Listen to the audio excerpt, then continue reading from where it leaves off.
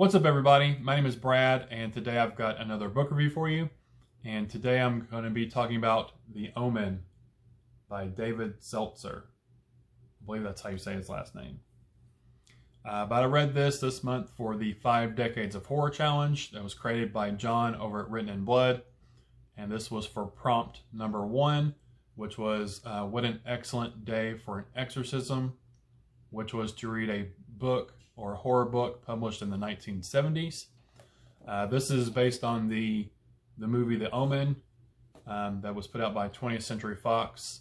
And this was published in, I think the movie came out at the same time in 1976. So it fit under that first prompt. I have seen the original movie when I was younger. I don't think I saw the remake. It came out in like the early 2000s sometime, I think. If I did see the newer one, I don't remember anything about that one. I didn't really remember too much about the original movie other than, Damien is a creepy little kid. And I remember the one scene with the nanny. If you have seen the movie or read the book, you know what I'm talking about. I remember that scene. But other than that, I really didn't remember too awful much about it. But this tells the story of the Thorn family.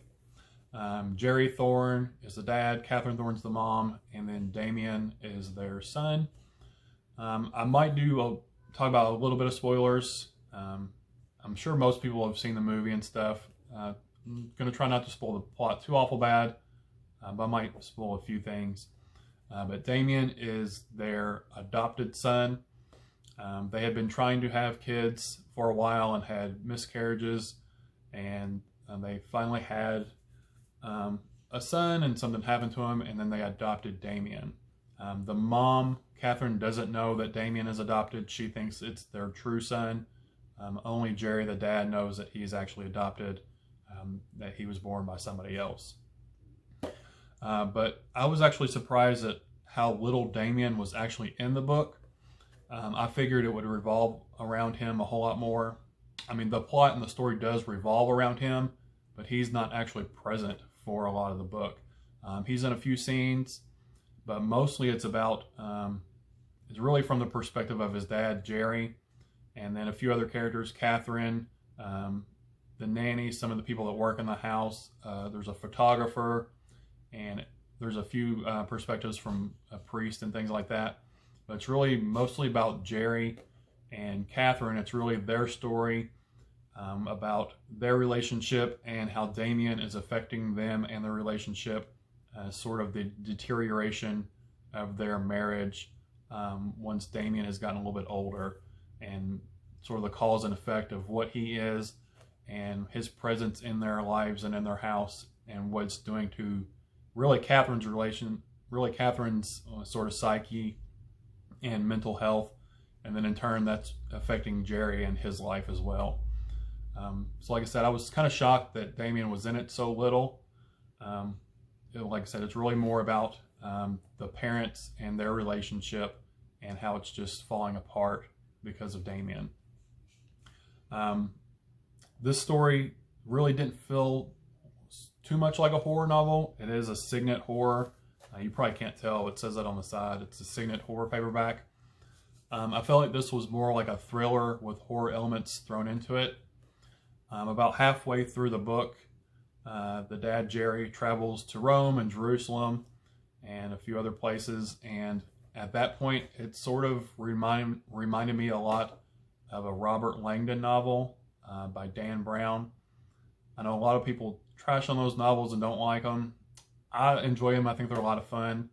But it sort of reminded me of that, sort of someone going on an adventure and following these religious and historical clues to sort of, save the world or whatever is going to be happening. It sort of reminded me a lot of Robert Langdon.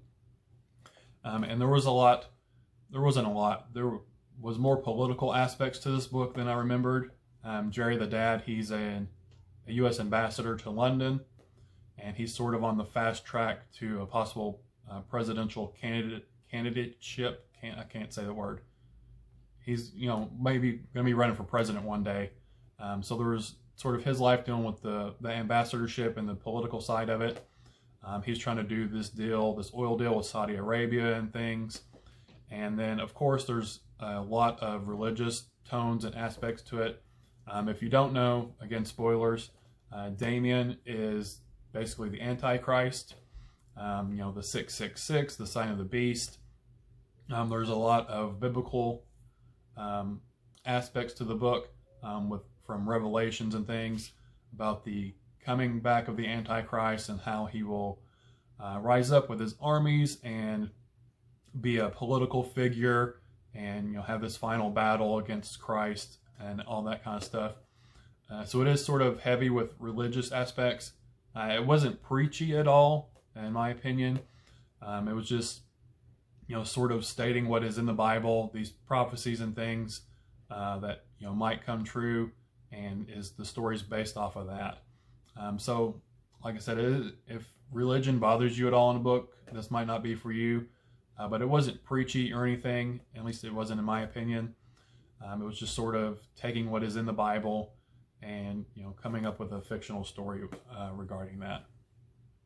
Like I said, I did really enjoy the book. I'm going to give it 4 stars. It was fun. It wasn't really horrifying in my opinion, I don't think. But there were a few horror scenes. Like I said, it's more of a thriller horror. I really liked the scenes with the nanny, Miss Baylock, I think is how you say her name. She just got on my nerves completely. If she would have been like my kid's nanny, I would have totally fired her from the beginning. She sort of talks back to the parents and tells them what she wants to do with Damien instead of doing what the parents want her to do. So she was a character I didn't like, but in a good way. She was written well, and she was just likable in a good way. And then the last, 10 pages or so was super frantic, also in a good way. Sort of the story built up to this climax. And just the ending was really one of the most horror kind of sort of scenes in the book, with what happens at the end, with the fight that ensues and what happens. And it's sort of,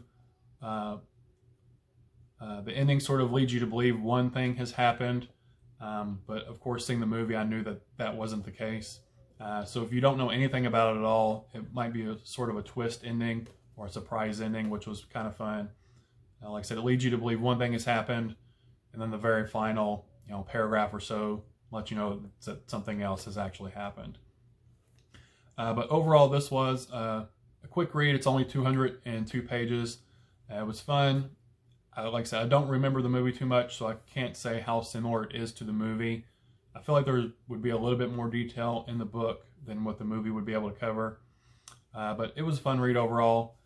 So again, that's all I really have to say about it. So this was The Omen by David Seltzer. If you've read this, I'd like to know your thoughts about it down in the comments section. Whether you liked it, didn't like it, whatever it may be. But thanks for spending your time with me today. Again, my name is Brad, and I'll talk to y'all later. Bye.